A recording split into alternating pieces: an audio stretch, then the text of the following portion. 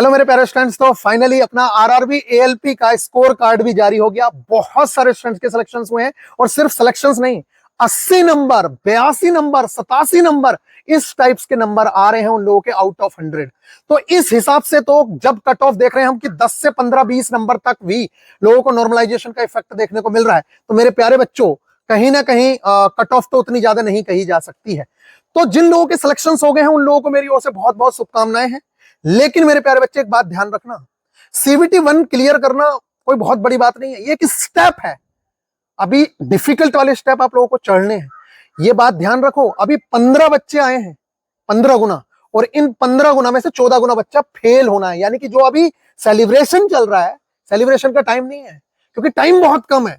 मेरे प्यारे बच्चे, जब बहुत टाइम मिलता है ना तो सेलिब्रेशन भी बनता है, लेकिन अभी टाइम ही नहीं बचा है। तो आप लोगों से मेरी हाथ जोड़ के रिक्वेस्ट रहेगी एज अ बड़ा भाई कि भाई पूरा जितना आप लोगों के अंदर इफर्ट है ना, जितनी आपके अंदर इफर्ट है, पूरी जान झोंक दो इसके अंदर। देखो, आप किसी भी एक प्राइवेट एम्प्लॉय को ले लीजिए, गांव घरात में आप लोग देखते होंगे 12-12 घंटे लोग कंपनी में जाते हैं। उससे 1 घंटा पहले से उनकी तैयारी स्टार्ट हो जाती है खाना बनने की, उनकी वाइफ और पहले से उठ जाती है, या अगर वो अकेले हैं तो खुद 1 घंटा पहले उठते हैं। 12 घंटे वहां पे जी तोड़ मेहनत करते हैं, और फिर उसके बाद 1-1.5 घंटा लेट वो घर पे पहुंचते हैं। कहीं सब्जी लेके आना है, ये लेके आना, घर के काम भी निपटाते हैं। यानी कि एक आम आदमी अपने पेट भरने के लिए 12 से 14 घंटा मेहनत करता है, और वो भी दिन रात। और उसे पूरी लाइफ ये मेहनत करनी है, जिस दिन नहीं करेगा उस दिन उसे खाने को नहीं मिलेगा। और एक आप हैं जिसे पूरी जिंदगी भर के लिए एक ऐसी चीज मिलने वाली है जो ना सिर्फ आपका पेट भरेगी बल्कि आपकी 2-3 पीढ़ियों को सुधार देगी। अगर आज आप सुधर गए तो आपके बच्चे सुधर जाएंगे, और आपके बच्चे सुधर गए तो उसकी अगली पीढ़ी सुधर जाएगी।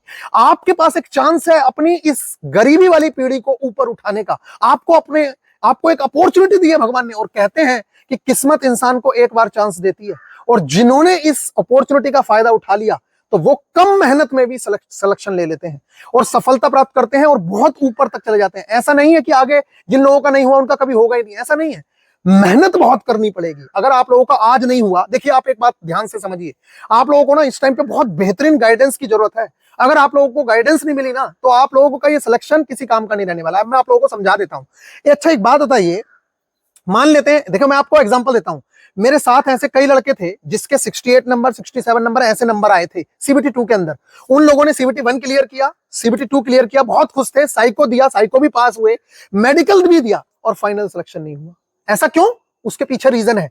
अभी जो आप लोगों को लग रहा है ना कि अरे मैं तो सीबीटी 2 भी क्लियर कर लूंगा, अरे भाई तू सीबीटी 1 भी क्लियर कर रहा है, सीबीटी 2 भी क्लियर कर रहा है, साइको भी क्लियर कर रहा है, मेडिकल भी क्लियर कर रहा है, लेकिन अगर तेरा फाइनल सिलेक्शन नहीं हुआ फिर बता क्या होगा? फिर तो तू आज जिस लड़के का सिलेक्शन नहीं हुआ है ना वो तेरे से ज्यादा अच्छा होगा। क्यों? क्योंकि मैं ऐसे लड़कों को जानता हूं जिन लोगों के ग्रुप डी नहीं हुए, एएलपी नहीं हुए, उन लोगों के जेई हो गए। समझ रहे हो आप लोग? वो आज जेई बने बैठे हैं और ग्रुप डी में ही पढ़े दूसरे लोग। तो सबसे पहले जिन लोगों के सिलेक्शंस नहीं हुए, आप लोगों को घबराने की जरूरत नहीं है, और जिन लोगों के सिलेक्शंस हो गए उन लोगों को ज्यादा खुशियां मनाने की आवश्यकता नहीं है। उन लोगों को यह सोचने की जरूरत है, एक नजरिया यह है देखने का, अपने आप को अगर आप लोगों को तसल्ली देनी है तो एक नजरिया यह है कि यार 2,82,000 बच्चे भी नहीं है, अब तो 2,60,000 ही हैं, और उसमें से भी 1.5 लाख बच्चों का सिलेक्शन होगा, मेरा तो हो ही जाएगा। क्यों? तू कौन सा धुरंधर है? तू कहां से आया भाई जो तेरा सिलेक्शन हो जाएगा? बाकी लोग बेवकूफ है क्या? दूसरी इंपॉर्टेंट चीज, एक नजरिया है कि हर दूसरे बच्चे का सिलेक्शन होगा, बहुत अच्छी बात है, लेकिन इसी की दूसरी एस्पेक्ट ये है कि हर दूसरा बच्चा बाहर होगा। ये बात ध्यान रखना है। तो तू अपने आप को जो सिलेक्टेड में गिन रहा है, ऐसे ही सारे 2,82,000 बच्चे अपने आप को सिलेक्टेड में गिन रहे हैं। तो जो इन 20 दिनों में सही गाइडेंस में प्रॉपर तरीके से मेहनत कर लेगा, सिलेक्शन उसका होगा, नहीं तो आप लोग पड़े रहिए। दूसरी चीज, सिर्फ 1.5 लाख में आना में एम नहीं है। ये मत सोचो कि सीबीटी 2 क्लियर, जैसे कुछ बच्चे कह रहे हैं भैया मैंने तो खुद से यूट्यूब से पढ़ाई की थी, या भैया मैंने खुद से पढ़ाई की थी और मेरा सिलेक्शन हो। भाई कॉन्ग्रेचुलेशंस, हो गया, लेकिन तेरे को फाइनल सिलेक्शन के लिए कहीं ना कहीं गाइडेंस की जरूरत पड़ेगी ही पड़ेगी। और ये मैं आप लोगों को बता दूं, जिस इंसान ने भी अपनी पढ़ाई में किसी भी तरीके की लापरवाही की, चाहे वो तन मन धन किसी भी तरीके की, अगर आप लोगों ने लापरवाही की, ये 20 डेज हैं आपकी लाइफ को डिसाइड करने वाले। इसको मत जाने देना अपने हाथ से। डेली 10 घंटे मिनिमम, और जितना ज्यादा पढ़ सकते हो उतना ज्यादा पढ़ो। ये बंदर बार बार परेशान करते हैं। तो मेरे प्यारे बच्चे, मैं तेरे से यही कहना चाह रहा हूं कि डेली कम से कम 10 घंटे तेरे को देने हैं।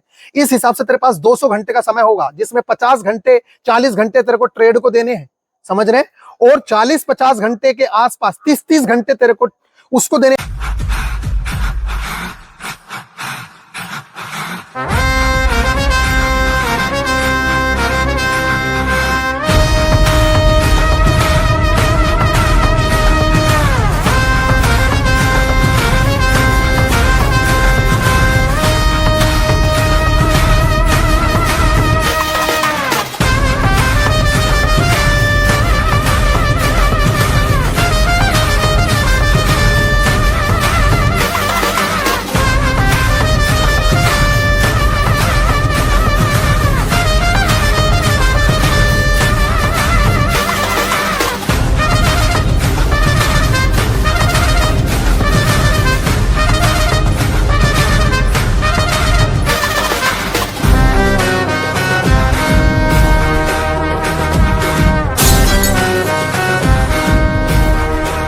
है रिवीजन को, मैथ्स और रीजनिंग को, और बाकी जो टाइम बच रहा है, कितना घंटे बचे, 60 और 5 12 80 घंटे का समय बचा। और इस 80 घंटे में 40 घंटे लगभग तेरे को किस चीज को देने हैं, 40 घंटे का समय देना है तेरे को बेसिक साइंस एंड इंजीनियरिंग को, और फिर जो टाइम बचा उसको आप लोगों को टेस्ट सीरीज और रिवीजन में ध्यान देना है।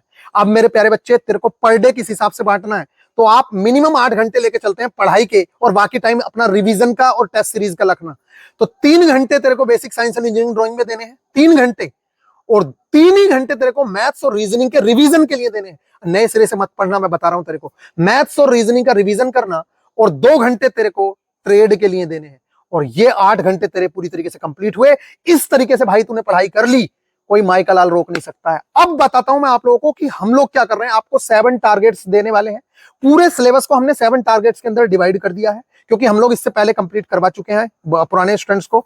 आज वो बहुत खुश हैं। आप लोग बरसाती मेंढक हो, आप लोगों से पहले ही कहा गया था कि आप लोगों को पढ़ना स्टार्ट कर देना चाहिए, कट ऑफ बहुत ज्यादा नहीं जाएगी, लेकिन आप लोगों को लगता था, मैंने इमरजेंसी अलर्ट की वीडियो दी कि ऐसा ना हो कि आप लोगों को टाइम ही ना मिले, लेकिन आप लोग मजाक उड़ाते रहे कि भैया आप अपना कोर्स बेचने के लिए कह रहे हो। जिन लोगों ने मजाक उड़ाई थी, आज वही लोग कोर्स के अंदर एनरोल हो रहे हैं। क्यों?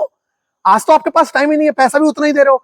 399 रुपए उस टाइम पे देने थे, और पूरी बेहतरीन तरीके से तैयारी करवाई थी, और उस टाइम पे मैंने सिर्फ फिजिक्स वाले चैप्टर्स और मैथ्स रीजनिंग को बहुत बेहतरीन तरीके से निपटवाया था। आज इंजीनियरिंग ड्राइंग वाली चीजें वो लोग कंप्लीट कर रहे हैं, लेकिन आज आप लोगों को सारा का सारा बोझ एक साथ आ गया है। उन लोगों ने उस टाइम पे ट्रेड भी पढ़ाई कर ली, पता भी नहीं चला। तो मेरे प्यारे बच्चे, जब कभी कहा जाया करे ना किसी चीज को, तो उस चीज को समझ लिया करो। आज भी मैं आप लोगों से यहां बैठ के बात बताना चाह रहा हूं कि लाइफ चांस दे रही है, तेरे को चूज किया है भगवान ने, तेरी मेहनत ने तेरे को यहां तक पहुंचाया है।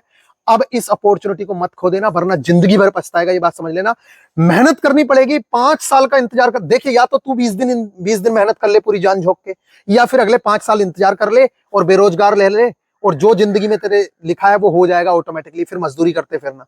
या फिर भाई ऐसा है कि इन 20-25 दिन कहीं भी, मैं ये नहीं कह रहा मेरे पास आ जाओ, मुझे कोई जरूरत नहीं है आप लोगों की, मेरे पास ऑलरेडी बहुत स्टूडेंट्स हैं, और आप लोगों को दिखा दूंगा, मैं सिलेक्शंस दिख रहे होंगे लाइव। फेक बोलने वालों को बोलने दो, उनके बोलने से कुछ नहीं होता। जब इनके मुंह पे ज्वाइनिंग लेटर्स पढ़ेंगे ना, यहीं से, अभी तो मैं स्क्रीनशॉट दे रहा हूं, मैं ज्वाइनिंग लेटर दिखाऊंगा, और जिस बच्चे का मैं स्क्रीनशॉट देता हूं ना, इस बच्चे से मैं बात करा सकता हूं लाइव में भी, किसी भी बच्चे का, क्योंकि एक भी स्क्रीनशॉट आज तक फेक नहीं दिया है। बाकी जिसका जो मन करे बोलिए। अब इतना टाइम आपको लगता है कि हमारे पास इतना टाइम है कि हम फेक स्क्रीनशॉट्स बनाएंगे? 1 मिनट का समय नहीं होता, 1 मिनट का भी। ये सब भी कितनी मुश्किल से टाइम निकालना पड़ता है। अब रात हो रही है, उसके बावजूद भी रात होने वाली है, लेकिन क्लास छूट गई। अब यहाँ पे मैं आप लोगों के साथ, मेरे प्यारे बच्चों, इन चीजों को समझो। मैं भी मेहनत कर रहा हूँ आप लोगों के साथ दिन रात, मैं 3-3 बजे तक जाग के आप लोगों को चीजें प्रोवाइड करा रहा हूँ, लेकिन आप लोग हैं कि आप लोगों को अपना फ्यूचर नहीं दिख रहा है। अपने फ्यूचर के साथ खिलवाड़ मत करो। छोटी बुक्स, बहुत ज्यादा मोटी बुक्स नहीं पढ़नी है। देखिए, बुक तो ये भी है, ये है, लेकिन अब आपसे कह दिया किसी ने ये पढ़ ले, ये पढ़ ले, अब ये मिस गाइडेंस है। पता क्यों? क्योंकि इसमें क्या इंपॉर्टेंट है क्या नहीं ये बताना चाहिए। इसके जो एमसीक्यूज क्वेश्चन है वो आपके लिए इंपॉर्टेंट नहीं है। एमसीक्यूज क्वेश्चंस और प्रीवियस ईयर के लिए ये बुक फॉलो करनी है, और थ्योरी के लिए आप इस बुक को देख सकते हो, या एसके झा सर ने जो नई बुक निकाली है, मैंने देखी नहीं है, आप उस बुक को भी देख सकते हो। तो मेरे प्यारे बच्चे, जहां से जो चीज बेस्ट मिलती है वो चीज हमें कवर करनी होती है, और यही एक गाइडेंस का फायदा होता है कि जो मोस्ट इंपोर्टेंट चीजें हैं वो हमें कवर करनी है, चाहे जहां से हमें निकालनी पड़े।